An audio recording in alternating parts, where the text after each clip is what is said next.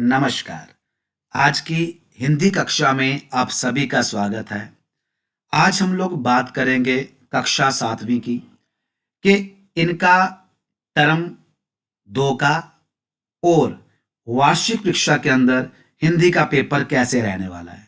कहने का भाव ये हमारे पास मॉडल टेस्ट पेपर है। हमें इसे करके ये पता लगेगा कि हमें कौन सा प्रश्न कितने अंक का आना है, परीक्षा के अंदर कुल समय कितना रहने वाला है, कुल अंक कितने हैं और कौन कौन सा प्रश्न हमें पूछा जा सकता है। तो आइए हम लोग शुरू करें कक्षा 7वीं का मॉडल टेस्ट पेपर। इससे पहले एक बात कहना चाहूँगा, उन सभी अध्यापकों का बहुत बहुत धन्यवाद जो लगातार हमारी वीडियोस को बच्चों तक पहुंचा रहे हैं। चाहे वो 10वीं कक्षा की थी, चाहे वो 9वीं कक्षा की थी, चाहे वो 8वीं कक्षा की थी। अब बात करें हम लोग 7वीं कक्षा के बारे में, जिसका पेपर बहुत नज़दीक है। तो सबसे पहले बात करें कि इसके अंदर हमारा कुल समय कितना है। तो 3 घंटे का ही पेपर होगा। कुल अंक हमारे पास 80 हैं, जिसमें 5 अंक सुंदर लिखाई के हैं। तो कहने का क्या भाव है कि जब हमने पेपर करना है तो बहुत सुंदर लिखाई के साथ करना है। भाग क के अंदर हमारा पहला प्रश्न क्या रहने वाला है कि निम्नलिखित बहुवैकल्पिक प्रश्नों के उत्तर दें। ये हमें 8 रहने वाले हैं जो कि 8 अंक के होंगे। इसके बारे में थोड़ी विस्तृत बात करूं कि बहुवैकल्पिक क्या होता है कि हमें एक प्रश्न देकर उसके 4 विकल्प दिए जाएंगे। कहने का भाव है 4 ऑप्शन दिए जाएंगे, 4 उत्तर दिए जाएंगे। हमने सही उत्तर को पहचान कर उस पर क्या करना है, सही का निशान लगाना है। तो आइए पहला हम लोग जो है प्रश्न शुरू करें। निम्न में से शुद्ध शब्द का चुनाव करें। मालूम, मालूम, मलमू, मलूम। तो हमारे पास शुद्ध शब्द क्या है, मालूम। कि मुझे मालूम है कि आप बहुत पढ़ने वाले बच्चे हो। दूसरा है निम्नलिखित में से देवी शब्द का पुल्लिंग चुने। देवी शब्द का पुल्लिंग चुने। असल में जब हम लोग लिंग बदलो करते हैं तो लिंग बदलो के 2 हमारे पास जो है रूप होते हैं। एक होता है पुल्लिंग और दूसरा होता है स्त्रीलिंग। तो अब क्या है, स्त्रीलिंग उन्होंने दे दिया देवी, हमने बनाना क्या, पुल्लिंग। तो देवी का जो है पुल्लिंग क्या बनेगा, वो बनेगा देवता। क्या बनेगा, देवता। बहुत से बच्चे देवी का देवती करके आते हैं, ऐसा नहीं है। देवी शब्द का जो पुल्लिंग है, कहने का भाव लिंग बदलो है, वो है देवता। आगे बढ़े तो निम्नलिखित में से किस शब्द में इत शब्द का प्रयोग हुआ है। बहुत महत्वपूर्ण है। इत शब्द का प्रयोग हुआ है नैतिक। पीछे क्या है, क, यानी यहां पर पीछे क्या है, त, ये नहीं हो सकता। ऐतिहासिक में भी क है, धार्मिक भी, जहां पुलकित। अब पुलकित, पुलक, इत, इत ऐसे पीछे इसके लगा है, छोटी ए की मात्रा है इत, यानी इत ये वाला है। तो हमारा जो सही आंसर है, सही उत्तर है, वो है पुलकित। आगे बढ़ रहे हैं हम लोग प्रश्न नंबर 4 के ऊपर। बच्चा शब्द का बहुवचन क्या होगा, यानी वचन बदलो। बच्चा शब्द का बहुवचन क्या होगा, बच्चा का होगा बच्चे। मित्र शब्द की भाववाचक संज्ञा क्या है। मित्र शब्द की भाववाचक संज्ञा क्या है, वो है मित्रता। क्या आएगा, मित्रता। अगला भी हमारे पास बहुत महत्वपूर्ण प्रश्न है, पर्यायवाची शब्द। पर्यायवाची शब्द क्या होते हैं, एक ही अर्थ को बताने वाले अलग अलग शब्द। जैसे बेगाना, बेगाना का अर्थ क्या होता है, अपना होता है, नहीं।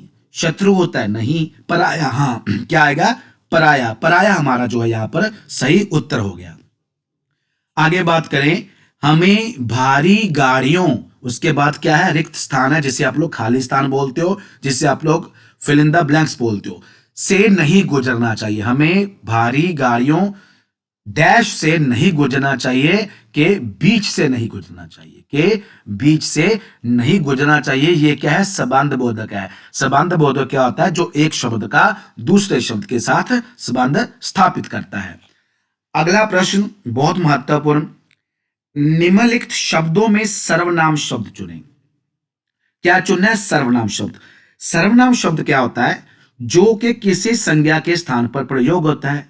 जैसे उदाहरण के रूप में आपका नाम है मोहन, मैंने आपको मोहन के नाम से न पुकार कर आपको कहा कि आप इधर आओ।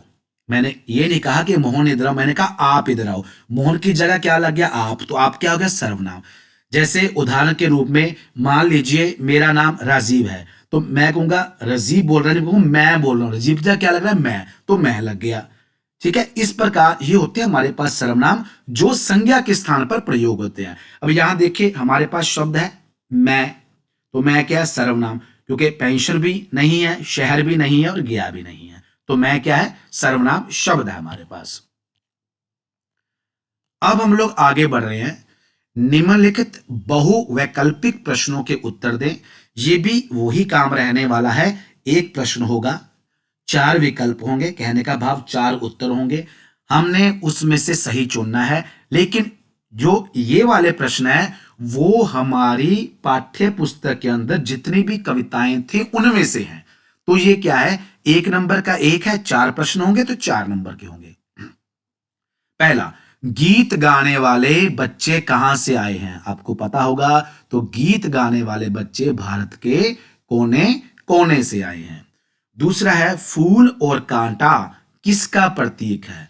फूल और कांटा दुख और सुख का प्रतीक है। भाई कन्हैया घायलों की सेवा किस प्रकार करते थे? आप सबको पता होगा जी, पानी पिलाकर करते थे। भाई कन्हैया गुरु के सच्चे सिख थे, वो भाई कन्हैया जो हैं घायलों की सेवा पानी पिलाकर करा करते थे। प्रश्न नंबर 4 है हमारे पास, रक्तदान शब्द का क्या अर्थ है? तो रक्तदान क्या होता है? खूनदान। तो रक्तदान का शब्द का क्या अर्थ है? खूनदान। आगे बढ़े। अब हमारे पास क्या है? निम्नलिखित बहुवैकल्पिक प्रश्नों के उत्तर दें। फिर हमारे पास तीन प्रश्न आएंगे, एक एक अंक के होंगे, जिसमें शब्दों के अर्थ के बारे में बात होगी, जिसमें शब्दों के अर्थ के बारे में बात होगी। जैसे पहला, हफ्ता शब्द का सही अर्थ क्या है? हम अक्सर बोलते हैं मैं इस हफ्ते नहीं आऊंगा। हफ्ता का क्या है? सप्ताह। क्या है? सप्ताह। 7 दिन का, 7 है ना, 7 दिनों का समूह सप्ताह। आगे है, सागर शब्द का सही अर्थ क्या है? सागर, सागर किसे कहते हैं? समुद्र को। सागर किसे कहते हैं? समुद्र को। बागान, बागान का अर्थ क्या होता है? बगीचा। बागान का अर्थ क्या होता है? बगीचा। तो ये हमारे पास इस प्रकार तीन शब्द आएंगे जिनका हमें सही अर्थ बताना होगा। हम लोग आगे बढ़ रहे हैं। अब निम्नलिखित पदांश को ध्यानपूर्वक पढ़ें वह दिए गए प्रश्नों के उत्तर लिखें। 5 प्रश्न होंगे, एक एक अंक का होगा और 5 अंक कुल हो गए। अब हमारे पास पदांश क्या है? कहने का भाव कविता का एक पैरा है, खटकता एक सब की आंख में, दूसरा है सोता सिर शीश पर। उपयुक्त पदांश में डैश आंख में खटकता है। क्या खटकता है? कांटा। फूल तो है, पता ना, हमें फूल और कांटा की बात कर रहे हैं, तो कांटा क्या है? आंख में खटकता है। आगे, फूल को सिर पर सजाया जाता है, यहां पे लिखा है। दूसरा है सोता सिर शीश पर। जो दूसरा है, दूसरा अर्थ क्या है? फूल और कांटे में, कांटे की बात पहले, या फूल है, तो फूल क्या है? सिर पर शोभा देता है, तो फूल को सिर पर सजाया जाता है। ये क्या है? सही है। यहां पे हम लोग लिख के क्या आएंगे? सही। सोहता शब्द का सही अर्थ से मिलान करें। अब यहां पे क्या, हमने सोहता का अर्थ सामने लिखकर नहीं आना, बिल्कुल ऐसे तीन के तीन शब्द लिखकर उनमें से जिसके साथ मिलान करना है सही। सोहता क्या होता है? सजता। सोहता क्या होता है? सजता, सिर पर सजता है वो। तो इस प्रकार हमने मिलान करके आना है। आगे है, आंख में खटकना एक मुहावरा है, हां या नहीं? आंख में खटकना बिल्कुल ये एक मुहावरा है, तो हमारा उत्तर क्या है? हाँ इसका। आगे बहुत ही महत्वपूर्ण शब्द है, अक्सर विद्यार्थी शब्द को परीक्षा के अंदर गलत करके आते हैं, तो ध्यान कीजिए क्या है। सुर शब्द का सही अर्थ डैश है। सुर का सुरीला या देवता? तो सुर का जो सही अर्थ है वो है देवता। सुर का सुरीला नहीं करना। सुर कहते हैं देवता को और असुर कहते हैं, अगर सुर के आगे अ लगता असुर, वो कहते हैं राक्षस को। सुर किसे कहते हैं? देवता को। याद रखना, सुर कहते हैं देवता को। इसका उत्तर सुरीला नहीं आएगा। आगे बढ़ रहे हैं हम लोग। आगे हमारे पास क्या है? निम्नलिखित प्रश्नों के उत्तर दें। ये भी हमें 5 आएंगे। एक एक अंक का एक एक प्रश्न है। कुल हमारे पास 5 अंक हो गए। तो बहुत ध्यान से देखते हैं। पैसा शब्द का बहुवचन शब्द लिखें। पैसा का बहुवचन क्या होगा? पैसे। दाया शब्द का विपरीतार्थक लिखें। दाया का बाया, जिसे हम लोग पंजाबी में सज्जा खब्बा कहते हैं, है ना? दाया का बाया। इत जोड़कर प्रकाश शब्द का नया शब्द बनाएं। क्या जोड़कर? इत जोड़कर। अब जैसे देखो हमारे पास क्या था? प्रकाश। हमने इसके बारे में पहले बात की, प्रकाश। अब जोड़ना क्या? इत। अब ऐसा नहीं कि इत ऐसे लिखकर नहीं आना, ये गलत हो जाएगा। इत का अर्थ क्या है? प्रकाश, प्रकाशित, प्रकाशित। श को छोटी ई की मात्रा, क्या बन गया? प्रकाशित बन गया। एक बार दोबारा लिख देता हूं, थोड़ा सा वो हो गया, खराब हो गया। एक बार दोबारा लिखता हूं। अब देखना, हमने क्या करना है? पहले प्रकाश लिख लिया, प्रकाश। अब लगाना इत, छोटी ई की जो इधर थी इत की, उसकी हमने क्या डाली? मात्रा डाली, और इत। प्रकाशित क्या बन गया? प्रकाशित। प्रकाश क्या क्या बन गया? प्रकाशित। आ गया ठंडक शब्द का विशेषण शब्द लिखें। बहुत महत्वपूर्ण। ठंडक शब्द का विशेषण शब्द लिखें तो ठंडक क्या बनेगा? ठंडा। क्या बनेगा? ठंडा। अब ये भी देखो क्यों बन रहा है, क्योंकि विशेषण क्या होता है? जो शब्द संज्ञा या सर्वनाम की विशेषता बताए। अब जैसे कहते हैं ये पानी बहुत ठंडा है, तो पानी की विशेषता क्या? ठंडा। तो यानी कि यहां पर ठंडा शब्द क्या हो गया? ये विशेषण हो गया।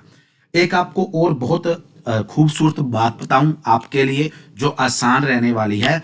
आपकी पाठ्य पुस्तक के अंदर, आपकी पाठ्य पुस्तक के अंदर केवल पाठ नंबर 14 गिल्लू, पाठ नंबर 14 गिल्लू, उसी में ही जो 7वां प्रश्न है वो विशेषण बनाए हैं, और पूरी पुस्तक के अंदर कहीं विशेषण का जिक्र नहीं आया है। तो आपने जितने भी वहां पर विशेषण शब्द हैं, कितने हैं? कुल मिलाकर सिर्फ हमारे पास 8 है। वहां पर 8 को याद कर लेना। जैसे पहले चमक होगा, उसका बनेगा चमकीला। चमक क्या क्या बनेगा? चमकीला। कठिनाई का कठिन, स्वर्ण का स्वर्णिम। तो इस प्रकार क्या है, आपने याद कर लेने हैं। केवल 8 ही आपके विशेषण वाले शब्द हैं जिन्हें आपने याद कर लेना है पाठ नंबर 14 के अंदर, और पाठ का नाम है गिल्लू। आगे बढ़ रहे हैं। अध्यापक शब्द का अर्थ क्या है? अध्यापक का शिक्षक भी है। शिक्षक जो हमें शिक्षा देता है, शिक्षक। गुरु भी कह लेते हैं, उस्ताद भी कह लेते हैं। आप जो लिख के आओगे वो बिल्कुल सही रहने वाला है। अब हम लोग आगे बढ़ रहे हैं। निम्नलिखित प्रश्नों के उत्तर दें। ये भी हमें 5 आने वाले हैं, और एक एक अंक का एक एक प्रश्न है। तो आइए शुरू करते हैं ये वाला प्रश्न। पहला प्रश्न है, क्रिया की परिभाषा लिखें। एक बात आपको स्पष्ट कर दूं, ये शब्द क्रिया नहीं है। पंजाबी में हम लोग क्रिया बोलते हैं, लेकिन हिंदी के अंदर क्रिया होता है। क्रिया। क्रिया की परिभाषा लिखें। क्या कहना है? क्रिया की परिभाषा लिखें। तो क्रिया की परिभाषा क्या है? जो जिस शब्द से किसी काम के करने या होने का भाव पाया जाए उसे क्या कहते हैं? क्रिया कहते हैं। समझ गए? जिस शब्द से किसी काम के होने या करने को स्पष्ट किया जाए उसे क्रिया कहते हैं। अगला शब्द सर्व जोड़ उत्तम से नया शब्द बनाएं। ये भी आपको 2-3 पाठों के अंदर आपके है पाठ्य पुस्तक में। तो क्या है, दोनों को जोड़कर एक नया शब्द बनाना है। कुछ विद्यार्थी क्या करते हैं, ऐसे लिख देते हैं सर्व उत्तम। तो ये ना गलत है, ये सही नहीं है। आपने कैसे बनेगा ये सर्वोत्तम का? ये बनता इसमें सर्वोत्तम। ठीक है जी, सर्वोत्तम। ये ऐसे पड़ेगा, याद रख लेना, ये ऐसे पड़ेगा सर्वोत्तम। जो जो ऊ है वो इधर अ के साथ जुड़कर ओ बनेगा। ये बात लंबी है, संधि की है, फिर आपकी 10वीं कक्षा के अंदर होगी, लेकिन याद कर लीजिए सर्व जोड़ उत्तम का बनेगा सर्वोत्तम। क्या बनेगा? सर्वोत्तम। आगे है प्रसन्न प्रसन्न, जिसे खुश कहते हैं, शब्द का शुद्ध रूप लिखें। यहां पर जो प्रसन्न शब्द है वो गलत लिखा गया है, आपने लिखना है सही। तो सही कैसे बनता है? प्रसन्न, प्रसन्न। असल में जो र था वो प के पैर में आना था। अगला, संकोच करने वाला अनेक शब्दों के लिए एक शब्द लिखें। तो संकोच करने वाला कौन होता है? संकोची। क्या बन रहा है? संकोची। आगे बढ़े, आदमी शब्द का पर्यायवाची शब्द लिखे। आदमी शब्द का पर्यायवाची शब्द लिखे। आदमी का मानव, आदमी क्या हो गया? मानव हो गया, या मनुष्य में लिख सकते हो आप, क्योंकि यहां आदमी से भाव संपूर्ण जाति से ले लिया, जो मानव की। आदमी से क्या बन गया? मानव। अब हम लोग आगे बढ़ रहे हैं। अब पढ़ रहे हैं भाग ख के ऊपर, जिसके अंतर क्या है? हमें 8 प्रश्न करने होंगे। 8 प्रश्न करने होंगे। परीक्षा के अंदर 10 दिए होंगे, हमें उसमें से 8 करने होंगे, और प्रत्येक प्रश्न का एक एक अंक है, और कुल मिला के हमारे पास हो गए हैं 8 अंक। तो पहला प्रश्न, सुमति किस बात पर विश्वास करता था? दूसरा प्रश्न, रक्त समूह, यहां पर रक्त में आधा क आएगा, रक्त समूह कितने प्रकार के होते हैं? तीसरा प्रश्न, धीरा स्कूल के बाद कहां और क्या काम करता था? बाबा भारती के घोड़े का क्या नाम था? साक्षरता का क्या अर्थ है? गिल्लू का घर कैसा था? ये भी एक प्रश्न यहाँ पर बहुत महत्वपूर्ण रहता है कि गिल्लू कौन था, वो भी महत्वपूर्ण प्रश्न है। ये भी है, गिल्लू का घर कैसा था? हम ज्ञानी कैसे बन सकते हैं? भाई कन्हैया ने गुरु जी को शिकायत का क्या उत्तर दिया? लेखक ने जूलिया को किस काम के लिए रखा था? आज का काम कल पर क्यों नहीं टालना चाहिए? तो ये हमारे पास 10 प्रश्न थे, हमने 8 करने हैं। ये प्रश्नों के उत्तर आप क्या करना? याद कर लेना। आगे बढ़ रहे हैं। निम्नलिखित प्रश्नों में से किन्हीं 3 प्रश्नों के उत्तर 4 या 5 वाक्यों में लिखें। 4 या 5 वाक्य, 4 या 5 लाइनें लिखनी है आपने। ज्यादा लंबा नहीं करना और कम भी नहीं करना है। एक प्रश्न के यहाँ पर 4 अंक रहने वाले हैं और 3 करने हैं, कुल मिला के हो गए 12 अंक। तो पहला प्रश्न, अशोक ने बौद्ध धर्म क्यों अपनाया? ये एक ऐसा प्रश्न है, लगभग प्रत्येक अध्यापक परीक्षा के अंदर ये डालता ही डालता है, अशोक ने बौद्ध धर्म क्यों अपनाया?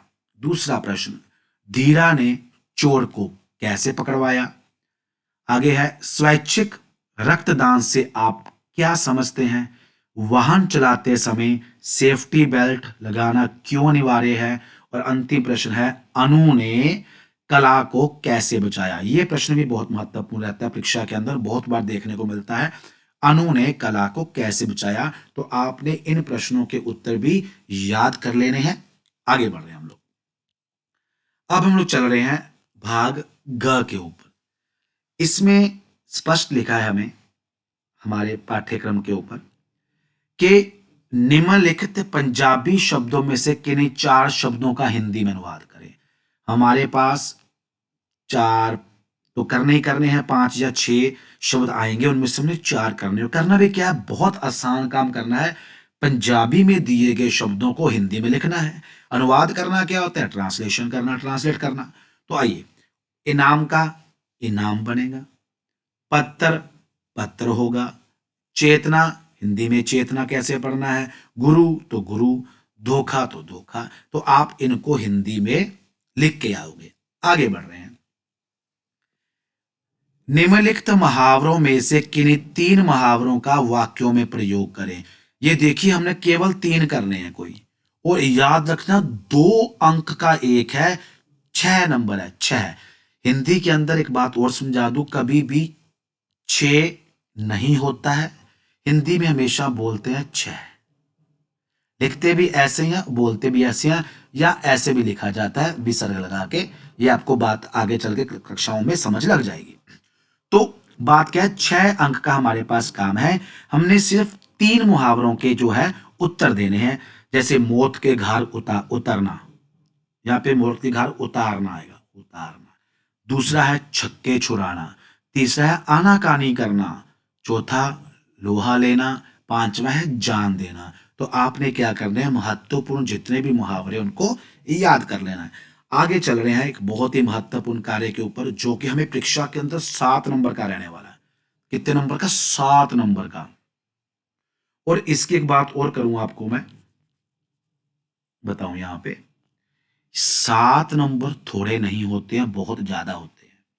और कार्य क्या करना है, निम्नलिखित में से एक विषय पर पत्र लिखें। हमने केवल एक विषय पर पत्र लिख के आना है। हमें परीक्षा के अंदर 2 पत्र आएंगे, हमें परीक्षा के अंदर 2 पत्र आएंगे। वो कैसे है, आपको आपके पाठ्यक्रम के बारे में आपके अध्यापकों ने स्पष्ट किया होगा। तो मैं आपको एक बात और यहां स्पष्ट करूं, जो आपके लिए बहुत आसान रहने वाला है। ये हमारे पास वो पत्र हैं जो हमें पंजाब स्कूल शिक्षा बोर्ड ने कहा है कि हमारे परीक्षा में इन्हीं में से कुछ आएंगे। अब ध्यान देखिए, प्रार्थना पत्र 2 प्रकार के होते हैं, एक है औपचारिक पत्र और एक है अनौपचारिक पत्र। परीक्षा में क्या होगा, अध्यापक एक तो इन दोनों में से डालेंगे और एक इन तीनों में से डालेंगे। कुल मिला के हमारे पास 5 ही हैं। अगर आप ये वाले 2 पत्र भी याद कर लोगे, इन्हें कहते हैं प्रार्थना पत्र है, ये हमारे पास जो कि स्कूल के मुख्याध्यापक को दिए लिखे गए हैं। अगर आप इन दोनों को याद कर लोगे तो इन तीनों को छोड़ सकते हो, अगर इन तीनों कर लोगे इन दोनों को छोड़ सकते हो। लेकिन जो बच्चे पूरी तरह से ज्ञान का वो प्रयोग करना चाहते हैं, ज्ञान को प्राप्त करना चाहते हैं, तो उनसे प्रार्थना के पांचों के पांचों ही कर लें। केवल 5 ही हैं आपके पाठ्यक्रम में, ज्यादा नहीं है। इसलिए कह रहा हूं कि आप इन 5 पत्रों का विशेष रूप से ध्यान कर लीजिए। अब आज हम लोग अपने पेपर के ऊपर, जो हमारा मॉडल टेस्ट पेपर है, खिड़की का शीशा टूट जाने पर स्कूल के प्रधानाचार्य या मुख्याध्यापक को क्षमा जांचना के लिए प्रार्थना पत्र लिखे।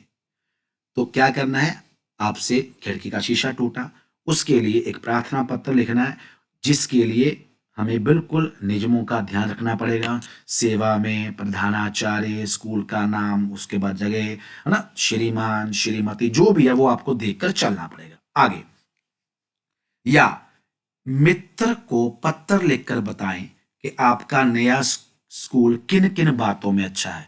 यह भी बहुत महत्वपूर्ण पत्र है, परीक्षा के अंदर अक्सर देखा जाता है कि मित्र को पत्र लिखकर बताएं कि आपका नया स्कूल किन किन बातों में अच्छा है।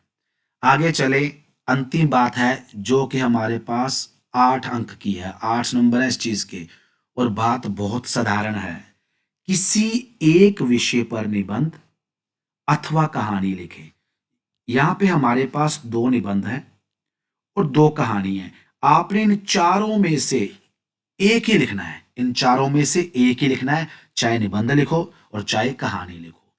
अगर अब निबंध और कहानियों की बात की करूं कि हमारे पाठ्यक्रम में कौन सी है, पहले वो भी देख लीजिएगा।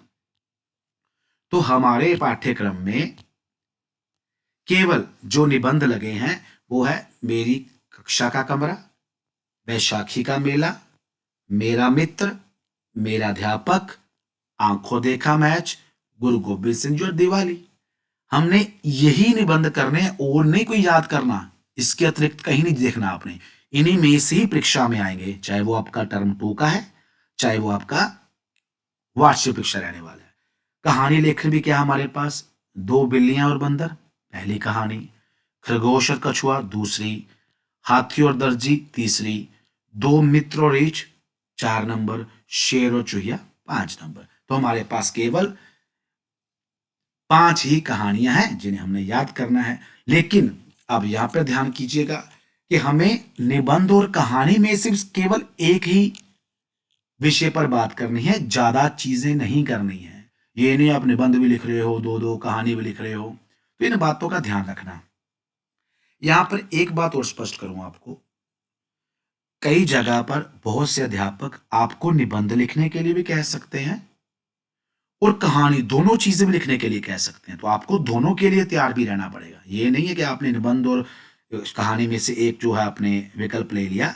कई बार किसी किसी जगह पर अध्यापक आपसे निबंध भी लिखवा रहे हैं, कहानी भी लिखवा रहे हैं, उसका जस्ट एक ही कारण है कि वो आपके ज्ञान को और बढ़ाना चाहते हैं।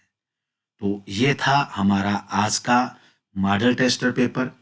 तो आप सभी ने बहुत ध्यान से इस पेपर को देखा अगर नहीं ध्यान से किया तो कुछ बातें यहाँ पर और आपको बता दूं। परीक्षा के अंदर जब आप लोग अपना पेपर पूरा कर लेते हो तो कुछ विद्यार्थी क्या करते हैं कि समय बचा है, पत्र दोनों ही लिखाते हैं, 2-3 कहानियाँ भी लिख लेते हैं, तो उसका कोई लाभ नहीं है।